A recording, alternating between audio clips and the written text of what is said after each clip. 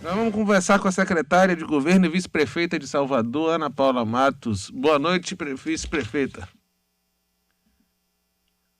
Falta ligar o áudio. É que eu não tô, aqui eu perdi o retorno, aí fica. Agora tá. Pronto. Boa noite, é uma alegria estar aqui com vocês, Chico. Boa noite, Ana. A gente acompanhou, você teve um papel muito ativo na gestão do prefeito ACM Neto, mas agora, como vice-prefeita e secretária de governo, quais são as diferenças aí desse novo desafio para você? A gente pegou, primeiro, um ano com desafios maiores do que o comum. Essa segunda onda que veio muito forte, as questões do transporte público e toda a questão da necessidade que a gente teve de manter, de certa medida, o isolamento, com impactos econômicos e sociais, foi um momento muito difícil, muito delicado. E também o fato de estar na condição de vice-prefeito e secretário de governo me dá responsabilidades maiores. Porque, como prefeita Semineto, eu sempre tive missões que ele me dava, mais específicas, ou na educação, ou na assistência social, ou nas relações com a comunidade, mas missões específicas. E agora eu tenho esse papel de cumprir algumas missões da minha secretaria, mas, ao mesmo tempo, ajudar o prefeito a olhar o todo da prefeitura, então, tendo uma atuação muito estratégica, que é algo que exige ainda mais dedicação, ainda mais responsabilidade, mas que, por outro lado, acalenta nosso coração pela oportunidade de ajudar o nosso povo e a nossa cidade.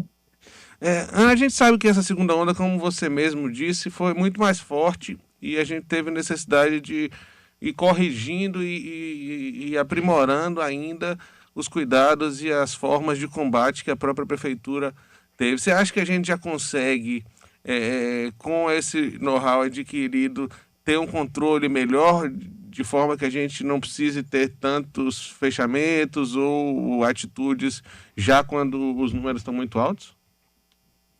A gente tem, sim, como você falou, um conhecimento maior da situação, conhece mais a própria doença, como ela se comporta, as questões epidemiológicas, mas tem algo, Chico, que é fora do nosso controle. Na verdade, são duas coisas. Primeiro, porque depende do comportamento de cada indivíduo, que impacta no coletivo, e também essas novas cepas. Como a nossa sociedade é uma sociedade que está em total integração, principalmente pelos portos, pelo aeroporto, até pelas questões rodoviárias, se uma cepa mais agressiva acontece em um outro estado, em outro município, isso impacta na nossa cidade. Agora, a gente sim já compreende mais como lidar com essa doença, o que é em determinado momento mais relevante ou mais efetivo.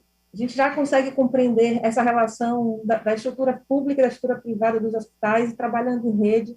Isso sim dá a gente um conhecimento maior, uma capacidade maior de trabalhar com a doença. Mas à medida que a gente depende do comportamento de cada indivíduo, numa epidemia que já dura tanto tempo, onde as pessoas muitas vezes já estão cansadas, elas às vezes já estão até psicológica e emocionalmente afetadas e também muitas vezes já sem aquela gordura financeira, sem condição de lidar com isso e acabando se expondo mais, a gente fica à mercê desse comportamento. Mas a cidade de Salvador tem, de muita maneira, as pessoas têm se comportado visando ajudar o outro, tanto que no carnaval, nas nossas festas de largo e em questões importantes como a lavagem do Bonfim, o dia de Iemanjá, as pessoas compreenderam as ações da prefeitura, mas ainda assim eu aproveito a sua pergunta para fazer um apelo mais uma vez à cidade de Salvador, para que cada pessoa compreenda que o seu comportamento, o seu papel impacta no todo.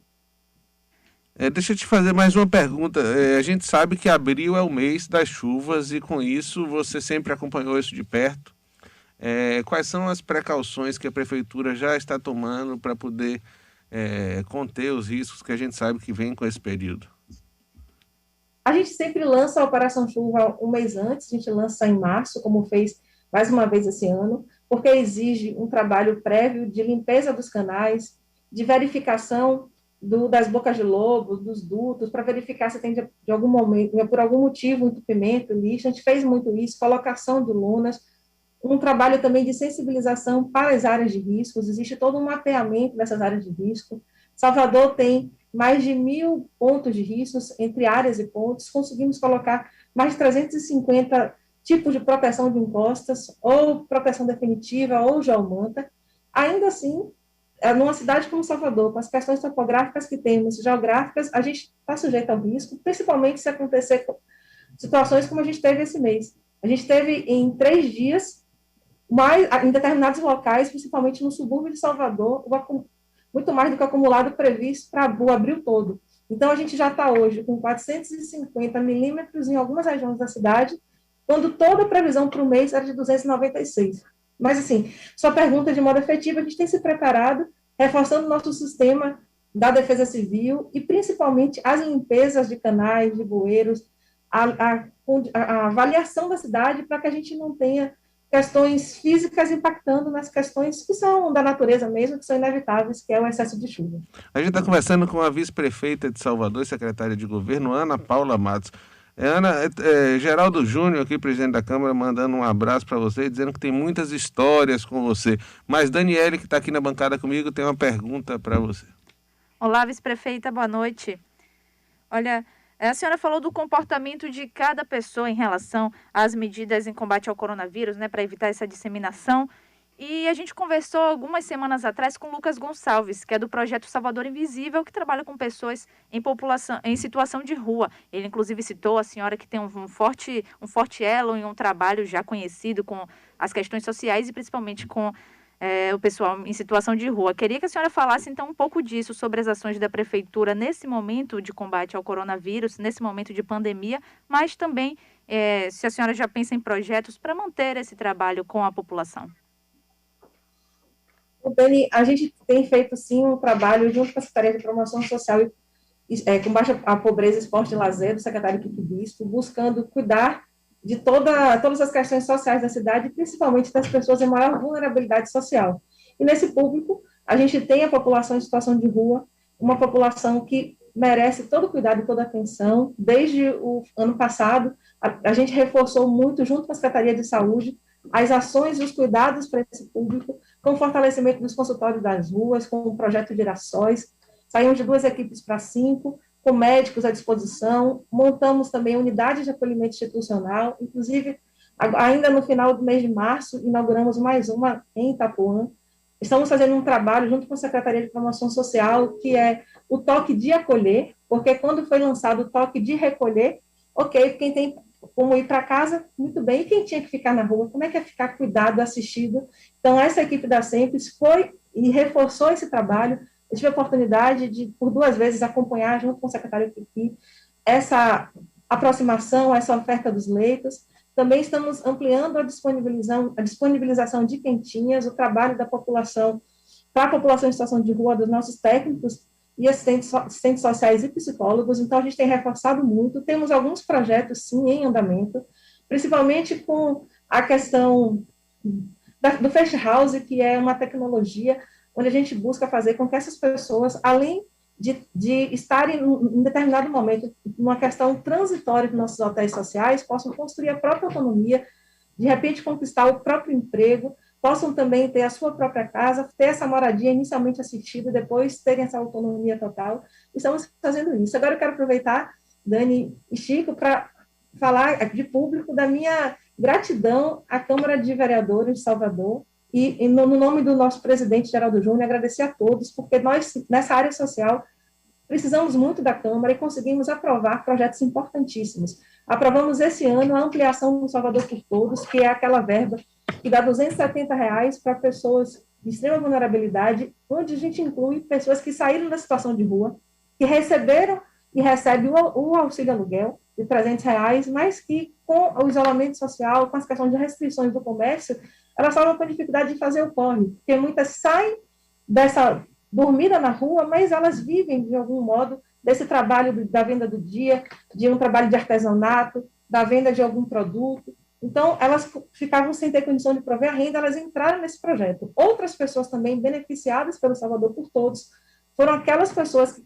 se alimentavam nas nossas bases, como Barroquinha, São Raimundo, e que depois de algum tempo assistidas, recebendo aquela quentinha, a gente foi conversando, compreendendo, colocando nos nossos processos sociais, e elas deixaram de receber esse alimento na rua e passaram a receber esses 270, além do auxílio aluguel, que são mais R$300. Então, a gente está dando essa assistência, e para isso a gente precisou do apoio com a aprovação, com a votação desses vereadores. Esse é um exemplo. Outro exemplo foi o SOS Cultura, que eles também aprovaram, assim como a distribuição de cestas. Então, obrigado, Chico, pela lembrança do nosso querido amigo Geraldo, que eu estou aproveitando de público para agradecer a ele e a todos os vereadores.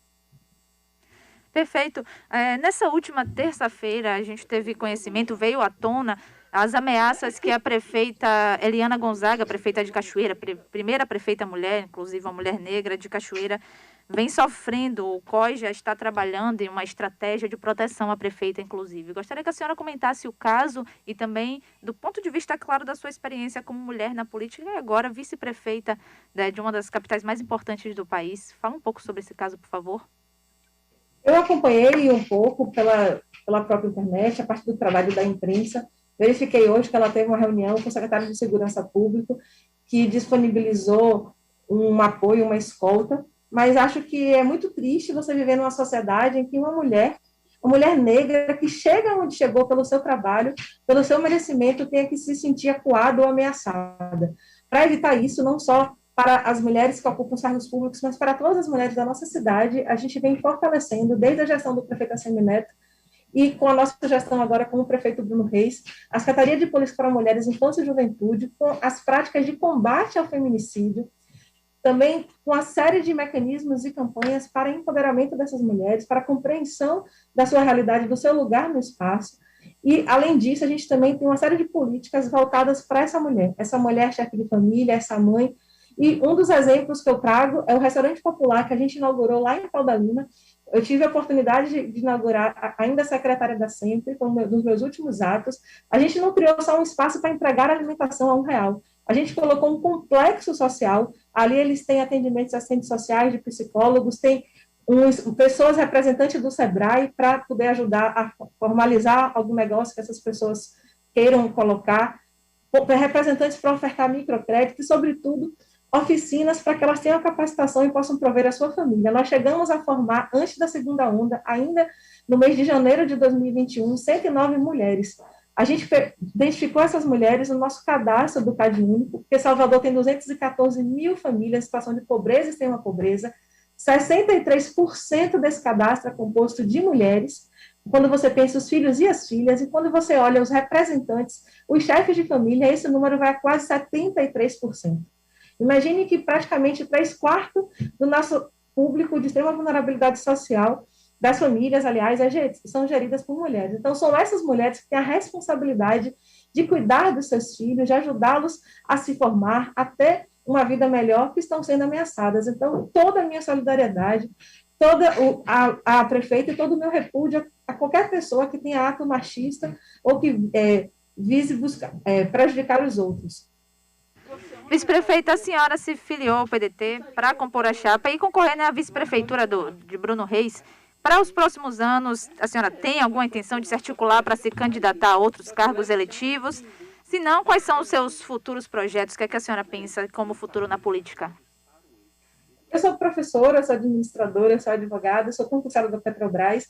Eu tenho a perspectiva de voltar em algum momento para a minha empresa, para a companhia que eu trabalho, para poder continuar a servir o meu país, como já faço há muitos anos, mas estou muito honrada com a oportunidade de ser vice-prefeita da minha cidade. Nós temos ainda muito pouco tempo de gestão, temos uma responsabilidade enorme, como eu contei aqui, da grande quantidade de pessoas em situação de pobreza e extrema pobreza. Então, nos meus próximos 4 anos, a minha meta mais importante a perseguir é conseguir, com o meu trabalho, ajudando o prefeito Bruno Reis, com o apoio de todos os demais gestores e técnicos da nossa cidade, fazer de Salvador um lugar melhor para morar, um lugar com menos desigualdade, um lugar com muito mais condição social, principalmente para as mulheres, um lugar melhor para morar, onde os jovens tenham perspectivas de estudo, de trabalho, onde os idosos sejam bem cuidados, bem tratados, onde o público em vulnerabilidade social cada vez menos ocupa esse papel, porque cada vez mais a gente dê condições econômicas e sociais para o nosso povo ter uma vida melhor. Então, nesse aspecto, eu tenho como projeto, como perspectiva, de dedicar ao máximo, principalmente nas causas sociais, para que Salvador ela seja destaque nacional e internacional como uma cidade que dá oportunidades para o seu povo. Agora, assim como eu nunca imaginei ser vice-prefeita, estou aqui por um chamado do povo. Sempre que eu tiver a oportunidade de servir a minha cidade, servirei, mas não tenho perspectiva nem vontade de disputar nenhum outro cargo público, porque hoje a minha perspectiva é honrar a essa oportunidade que eu tive, trabalhando e me dedicando ao máximo. Pedro, tem mais uma pergunta do YouTube, mas eu quero ressaltar aqui esse trabalho importante que você tem à frente do social e eu acho que A gente ganha bastante tendo essa preocupação hoje com a secretária de governo e vice-prefeita de Salvador, mas tem uma pergunta aqui no YouTube para você, Ana. Nesse sentido mesmo, Chico, Santos fala aqui no YouTube, a vice-prefeita poderia falar do absurdo que vem acontecendo próximo ao restaurante popular, estão comprando os almoços por R$1 e revendendo na região. E aí eu quero emendar e pedir para a senhora comentar esse caso, mas também da perspectiva de que isso seria um sintoma do próprio momento que a gente está vivendo, que é indiscutível a falta de caráter de quem faz, mas que seria um sintoma de pessoas desesperadas e desempregadas dessa pandemia. Comenta um pouco esse caso, por favor. Eu precisaria entender de que restaurante ele está falando, porque Salvador tem 4 restaurantes populares, tem um da Liberdade do Comércio, que são geridos pelo Estado, nós temos o de Pau da Lima e de São Tomé de Paripe, que são da Prefeitura, e nós não estamos cobrando, nesse momento da pandemia, nenhum real. Então, provavelmente não esteja se referindo ao nosso restaurante, já que nós não estamos cobrando. Esse alimento ele está sendo ofertado, inclusive, gratuitamente. A gente está, inclusive, com bases de entregas fora da unidade, entregando em quentinho, arrumadinho, bonitinho, por causa da questão do isolamento. Assim que possível, a gente vai fazer, como fizemos ao término da primeira onda, a alimentação no próprio restaurante, com todo o cuidado, que é o ideal. Mas, nesse momento, a gente precisou, por questões do coronavírus, voltar a servir em quentinha. Não sei qual é a situação que ele está citando, mas não acredito que seja a nossa. Não, claro. São pessoas que compram por R$1 e vendem na frente por R$5. Passou hoje em alguns jornais locais. Eu entendi, mas eu estou dizendo que eu acho que não é Salvador, não é do município, porque a gente não está cobrando nenhum real. Então, é isso que eu não estou entendendo, se é a mesa do nosso restaurante, que ele não soube informar e acha que a pessoa está pagando, porque a gente não está cobrando, a gente está dando de graça a quentinha. Mas se tiver alguém vendendo, tem que verificar o motivo, se eventualmente é alguém que está se aproveitando, não deve acontecer. Vou, inclusive, pedir para o secretário aqui reforçar ao redor do nosso restaurante a equipe da abordagem, que é aquele grupo que anda com coletinho verde.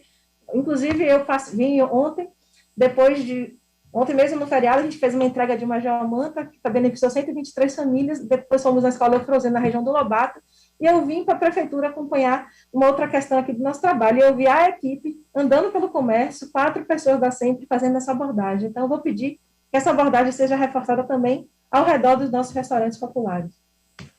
Eu quero agradecer demais e desejar boa sorte, que você continue cuidando da nossa população com o carinho que você tem. Vice-prefeita Ana Paula Matos, obrigado pela sua participação com a gente hoje. Agradeço, Chico. Mando um beijo também para a James, para a Daniele e para todos os seus ouvintes.